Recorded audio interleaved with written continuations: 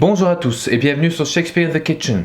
Petit résumé des épisodes précédents. Dans la dernière vidéo, nous avions abordé la notion d'accent tonique. Une syllabe accentuée va être prononcée avec plus d'énergie et dominer les autres syllabes. Et s'il y a des syllabes dominantes, il y a forcément des syllabes dominées. Et bien aujourd'hui, on va justement parler de ces syllabes dominées qu'on va appeler des syllabes faibles.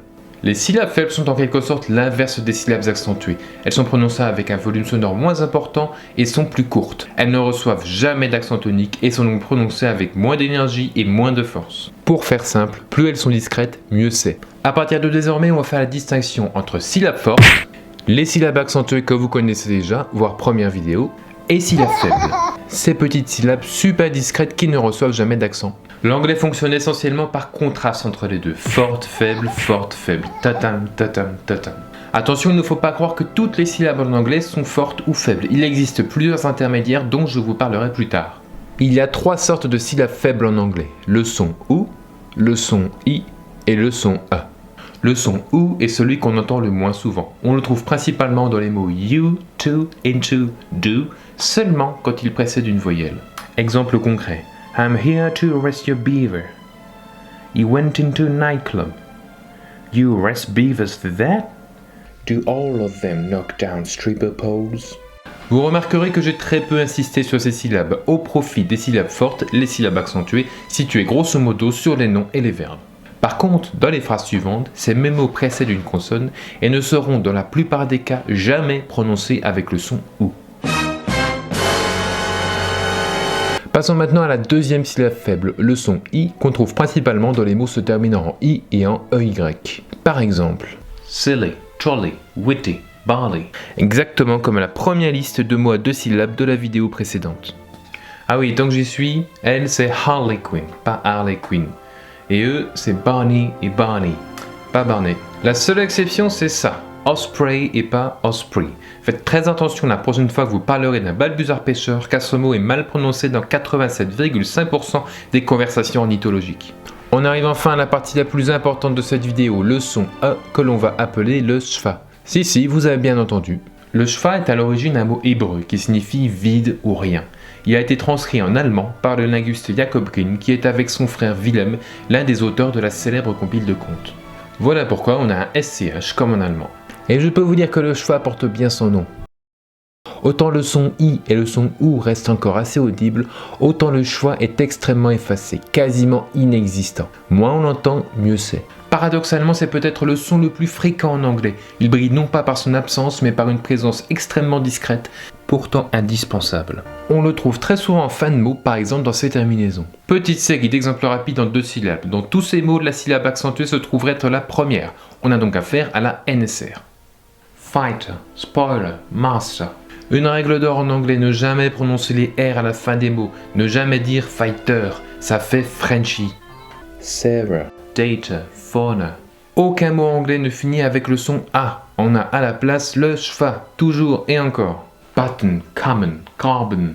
Et pas button. Sudden, dozen, heaven. Vous l'avez entendu, j'ai prononcé la dernière syllabe, la syllabe faible, avec un son E très discret, contrairement à la première syllabe, la syllabe forte, qui a reçu un accent tonique. Encore une fois, si vous voulez d'autres exemples avec les mêmes terminaisons, vous pouvez revoir ma précédente vidéo, en particulier la liste de mots à deux syllabes. Et c'est pas fini, de très nombreux mots encore se terminent sur un schwa. On continue sur les deux syllabes. Britain, mountain, cotton, pas Britain. Doctor, mirror, sailor. Pas doctor, jamais de R en fin de mot. Sugar, burglar, pillar. Pas sugar, toujours pas de R. Leonard, leopard, Bernard. Pas Bernard. Favor, honor, neighbor. Pas favor. Nature, picture, measure. Pas nature. Jealous, nervous, monstrous. Jamais. Les nervous breakdown. Vicious, precious, anxious. Pas vicious. Mission, caution, action. Pas mission. Fearless, homeless, brainless. Jamais less, par contre on peut aussi le prononcer avec le son I. Fearless, sadness, madness, shyness. Jamais ness, mais on peut utiliser par contre le son I. Sadness. Chocolate, desperate, private. Jamais chocolate, mais on peut utiliser une nouvelle fois le son I. Chocolate. Petite parenthèse, la terminaison ATE ne se prononce hate uniquement dans les verbes, comme hesitate, create. Comme je vous le disais, le schwa est partout. On le trouve aussi dans des mots plus longs, et comme le mot est plus long, il peut y en avoir plusieurs. Et en plus, il ne se trouve pas forcément à la fin du mot. Il peut se balader un peu partout dans le mot, tout comme l'accent tonique. On peut le trouver au début, arrest, write, abolish, oppress, opinion, obey. Ou encore au milieu, monarchy, position, photograph, computer, character, revolution, mountaineer, opportunity. C'est tout pour aujourd'hui, petit jeu avant de se quitter. Vous allez voir des extraits de films et de séries, observer les mots soulignés dans les sous-titres et essayer de repérer la syllabe forte, la syllabe dominante qui va porter un accent tonique et le ou les schwa, la syllabe faible qui va correspondre au son E. J'espère que vous avez tout suivi, n'hésitez pas à exprimer vos avis ou vos critiques dans les commentaires et je vous dis à bientôt dans une prochaine vidéo. Who the fuck is crying on vacation day? What's going on? What did you do to her? No, I didn't do anything. Listen, there was a beaver in the bathroom.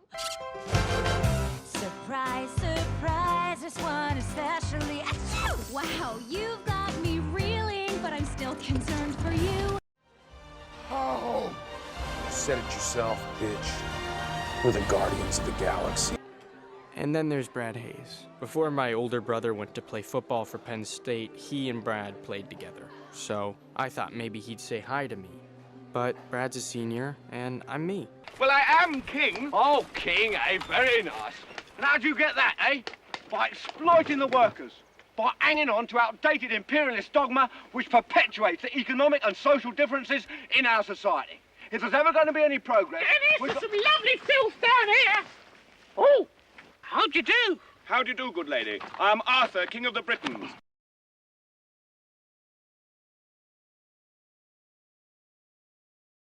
Who the fuck is crying on vacation day? What's going on? What did you do to her? No, I didn't do anything. Listen, there was a beaver in the bathroom. Surprise, surprise, this one especially. Achoo! Wow, you've got me reeling, but I'm still concerned for you. Oh! Said it yourself, bitch. We're the Guardians of the Galaxy. And then there's Brad Hayes. Before my older brother went to play football for Penn State, he and Brad played together. So I thought maybe he'd say hi to me. But Brad's a senior, and I'm me. Well, I am king. Oh, king, eh? Very nice. And how'd you get that, eh? By exploiting the workers. By hanging on to outdated imperialist dogma which perpetuates the economic and social differences in our society. If there's ever going to be any progress... Dennis, there's some lovely filth down here. Oh, how'd you do? How do you do, good lady? I am Arthur, King of the Britons.